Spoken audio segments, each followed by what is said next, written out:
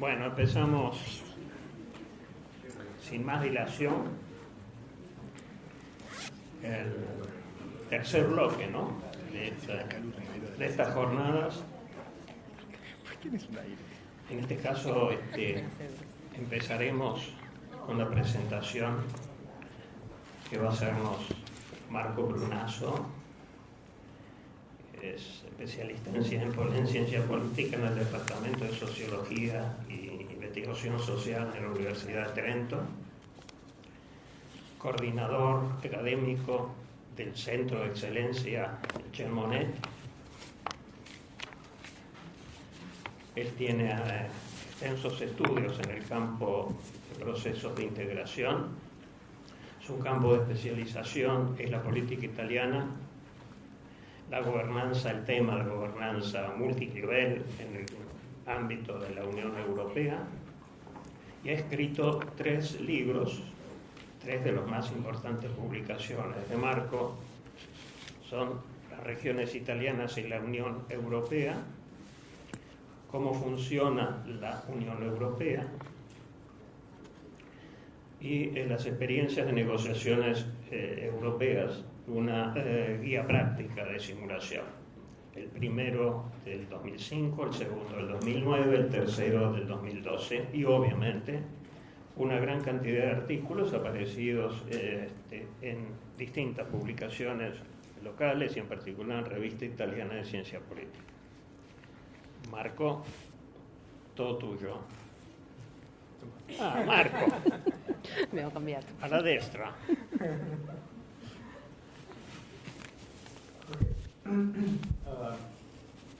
Despite the title of the presentation is in Spanish, I'm sorry, I will talk in English. My Spanish is not very good, to use an euphemism. First of all, let me thank all the friends that have invited me here in Buenos Aires. It's a real pleasure to be here to discuss with you in this very interesting conference.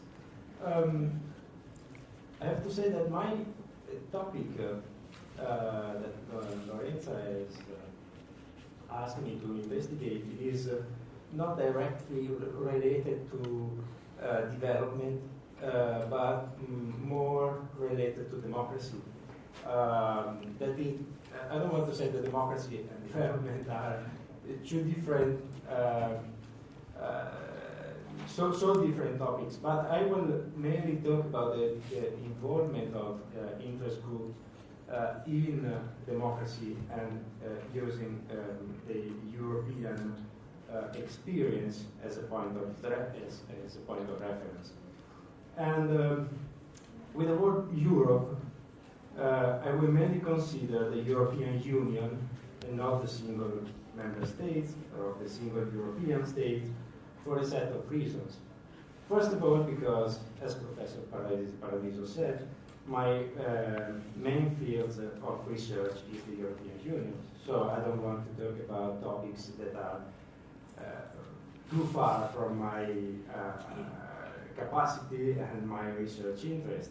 But there are also more scientific reasons that explain why I use the European Union as a case study.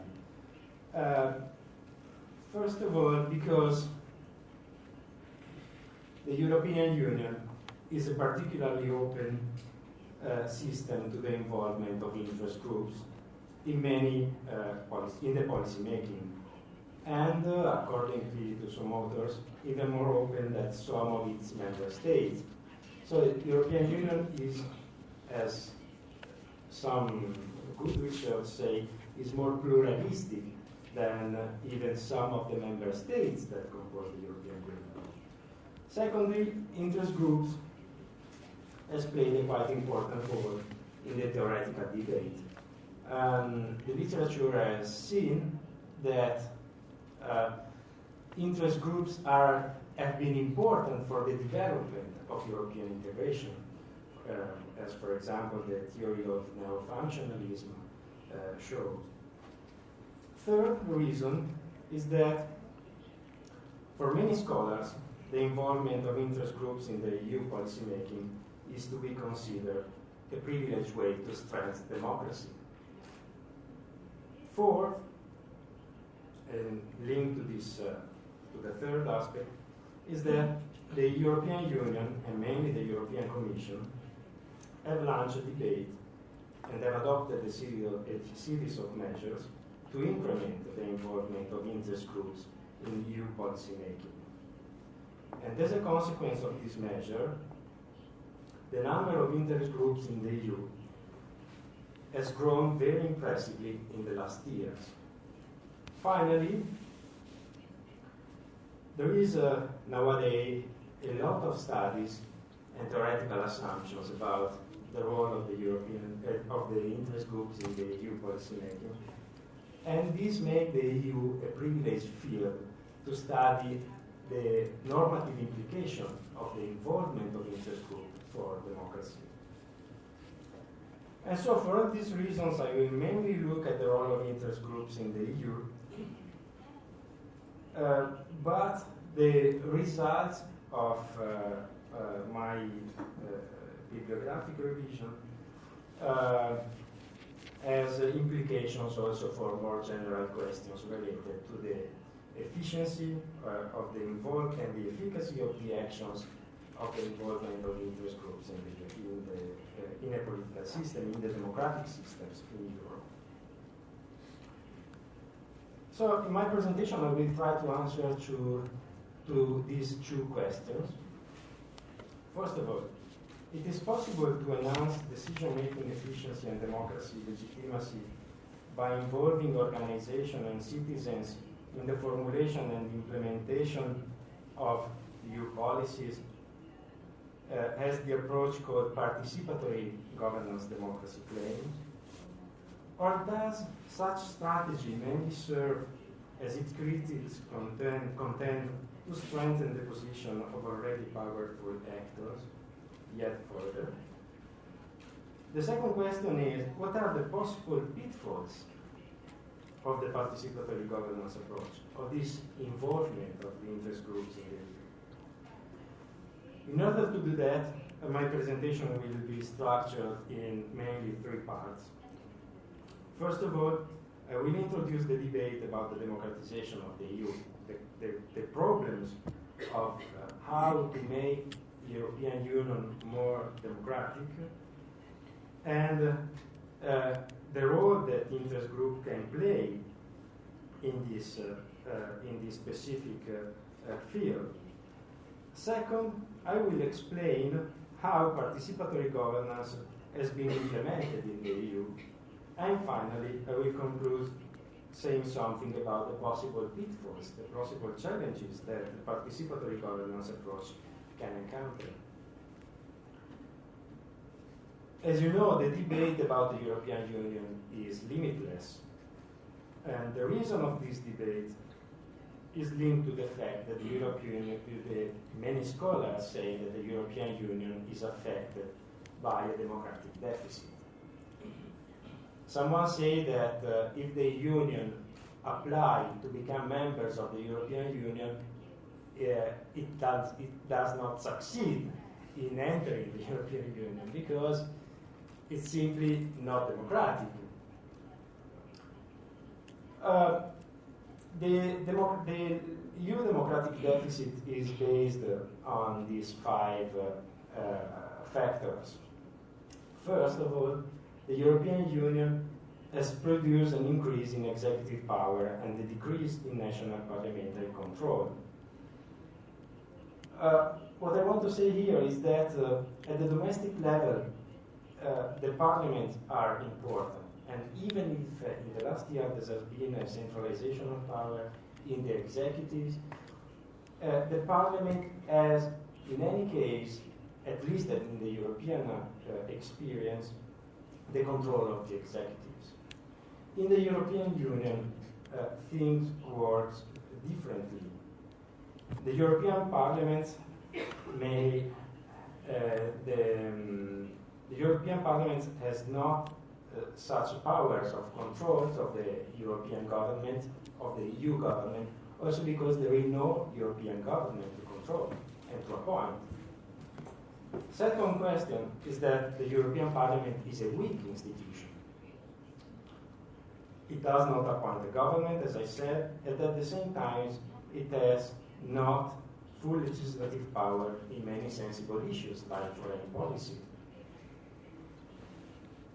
And also the recent extensions of the powers of the European Parliament has been introduced, promoted by the Lisbon Treaty, has been counterbalanced by the reforms introduced, at least in the EU economic governance, by the measure adopted to respond to the European crisis, like the fiscal compact and the European stability mechanism. Third, there are no European elections. Sure, there are formal European elections. At the end of the month of May, the Europeans will vote for the European Parliament, but the European elections are secondary order elections. They are not about Europe, they are not about the election of a European government. They are just European because they are ruled more or less in the same day, well, at least in the same week, in all 28 member states. And they deserve to vote to identify the members of the European Parliament, but still the issue, the topics of these elections are not necessarily linked to the EU. Four, the European Union is too distant from voters. And there is an institutional and a psychological dimensions in this claim. Institutionally, the electoral control over the Council and the Commission is too removed from the citizens. And psychologically, the EU is too different from the democratic domestic institutions that citizens are used to. Finally, and fifth point, the European Union produces policy drift from voters' ideal policy preferences. The EU, in other words, adopts policies that are not supported by a majority of citizens in many or even most member states. And governments are able to undertake policy at the EU level they cannot pursue at the domestic level, where they are constrained by parliaments, courts, and corporatist interest group structures. For all these reasons, how to cope with the democratic deficit has been one of the main fields of research in EU studies literature, and this is also why it is interesting to look at the EU. Three main strategies has been adopted to cope with the democratic deficit. The first strategy is this one, path A, B. And this path is the solution proposed by scholars that assume that the democratic deficit can be alleviated by establishing a firmer connection between EU institutions and citizens by increasing the importance of pan-European political parties. In other words, these scholars say that it is important, if you want to democratize the EU, it's important to upload the national experiences at the EU level. The second path is CD, and this path considers of primary importance for the democratization of the EU the role of the national governments. These authors, Gian Domenico Maione, Andrew Moravcik, for this reason deny the need of a major reforms in the EU. Citizens enjoy sufficient opportunities of control on EU decision-making via national political system. So here the idea is that the citizens control the national government and the EU is controlled by the national government. So we don't need European parties because we don't even need to democratize the European Union because the European Union is already democratic for this author. This third path is EF. And this is interesting for this presentation because it's related specifically to interest representation. Literature about this path that see interest groups as important for the democracy is divided into two big camps. On the one hand, we have those who consider interest groups' involvement an optimal solution. On the other hand, we have those who consider the participation of interest groups as the second best solution, waiting for the creation of a pan-European party system, EU-wide media, and competitive European elections. However, both camps share the same idea that organized collective interest can act as a transmission bed between citizens and decision makers in at least two directions. First, civil society organization can give voice to citizens' concerns and channel them into the deliberative process of international organizations. And second, they can make internal decision-making processes of international organizations more transparent to the wider public and formulate technical issues in accessible terms.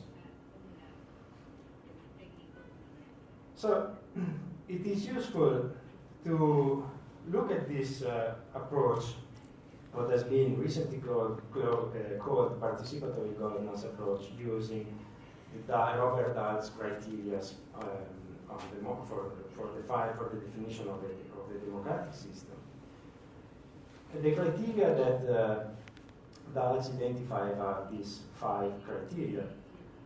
First of all, that there is the criteria of equality in voting. One person is one vote. This means that in making collective decision, the express preference of each citizens ought to be taken equally into account in determining the final solution. Second criterion is the effective participation, according to which citizens must have adequate and equal opportunities to express their preferences through the decision-making process. Third criterion, enlightened understanding. A society is democratic when there is a marketplace of ideas, there is free press, free speech, the possibility of debate and change idea thanks to this debate. And citizens must also be able to understand issues. Fourth criteria is the citizens' control of the agenda. At the end of the day, citizens should have the collective right to control what is at stake in that specific moment. And finally, inclusion. The government must include all and extend right to all whose subject is subject to its law, and citizenship must be open to all. So the path EF that we have seen before, interpreted in Dahl's democratic criteria, means that a more extensive involvement of organized interest in international decision-making can help both to secure effective participation by voicing the channeling citizens' concern, and to promote enlightened understanding by making the content of decision-making more transparent and more accessible to citizens.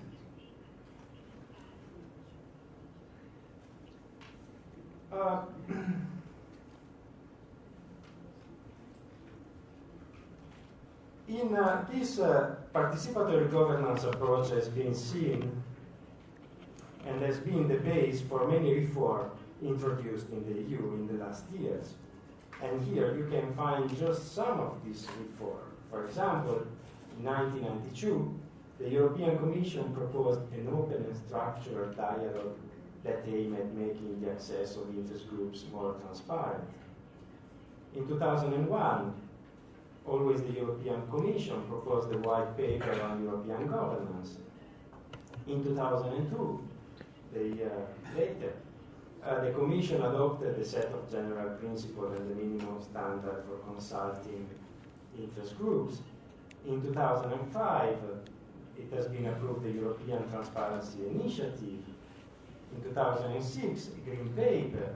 In 2008, a Code of Conduct in which it is written, for example, that when officials, when interest groups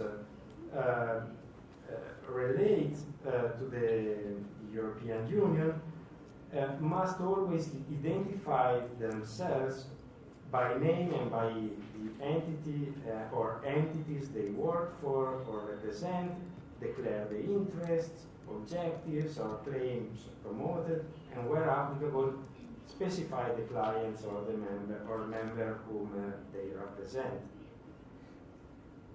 More recently, in 2009, the Lisbon Treaty, the last treaty approved, also codified the importance of citizens' involvement and the need for open, transparent, and regular dialogue. So, as we have seen, there is a general consensus on the importance of interest groups in the European Union. And as an example, I can cite Eising and Lehringer, two authors that in 2010 has written, interest groups have particularly important role to play in connecting European level institutions with the citizens of the European Union, as well as mediating between them. Frequently, they are expected to socialize their members into democratic politics, to give a voice to citizens between elections, to participate in constructing a general will out of the specific concerns of group, and to serve as school of democracy. Okay, maybe it is true that this group can be schools of democracy, but they also create some problems, I would say, to democracy. And two authors, Lindgren and Persson, has identified these six possible pitfalls of the participatory governance approach. First of all, in their internal working, interest organization may not be democratic enough. So we want to use interest group to democratize something, a political system, but maybe the group per se are not democratic. And for this reason, the European Commission adopted the Code of Conduct. Second problem, political cleavages within the EU may be territorial rather than functional. Interest groups emphasize the functional aspects of the European Union, but the European Union is based mainly on a territorial cleavage. The politics is mainly territorial, as a mainly territorial dimension. And so if we emphasize too much the functional cleavage, in reality, we produce a further discontent.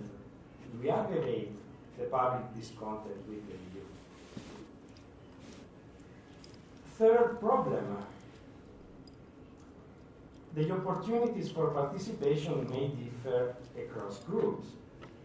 And here it is quite important and quite natural to quote Michael Walzer, that wrote that it is a general rule of civil society that its strongest member state gets stronger. The weaker and poorer members are either unable to organize at all, or they form groups that reflect their weakness and poverty. So, this is a problem. Other problem, other pitfall, the access to information may differ across groups. And this is the consequence of what Michael Werther said. According to the participatory governance approach, a greater involvement of organized interest in the policy process can promote enlightened understanding, because the said organization make the content of decision-making more transparent and accessible to their members. But this view rests on the assumption that all organizations have equal and adequate access to relevant information. And this is clearly not the case. But even if all organizations have equal access to information, they have different opportunities to influence the political systems. And so we have the fifth problem. Finally, and we have another problem, is that one that broad participation can hamper efficiency. In other words, the bigger is the number of actors involved, the bigger is the possibility to create conflict and policy stalemate in the political system. So I think that these pitfalls and risks challenge the assumption that the involvement of interest groups is a remedy per se of some of the most important democratic problems of the EU and also of other political systems. However, it does not exclude that this solution, that this involvement of interest groups, can be a way for strengthening democracy. At the same time, these pitfalls also show the need for further research and hopefully with a comparative perspective. Thank you.